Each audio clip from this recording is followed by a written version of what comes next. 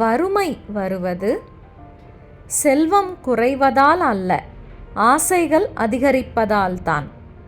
மனது குழப்பமடைந்தால் தனிமை பழகு.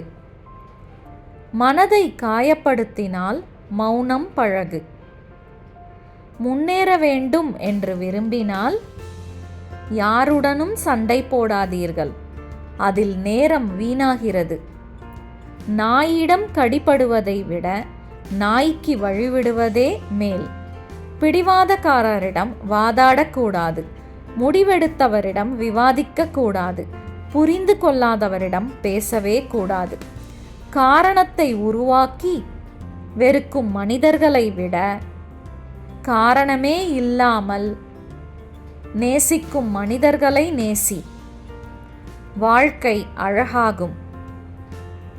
மற்றவர்களின் செயல்களை மாற்ற முயற்சித்து மனவேதனை அடைவதை விட உன் எண்ணத்தை மாற்றிக்கொண்டு வாழ பழகுவது நல்லது.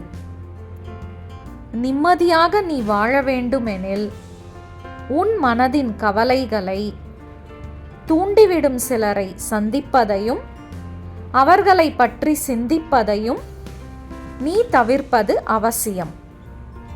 Thanks for watching.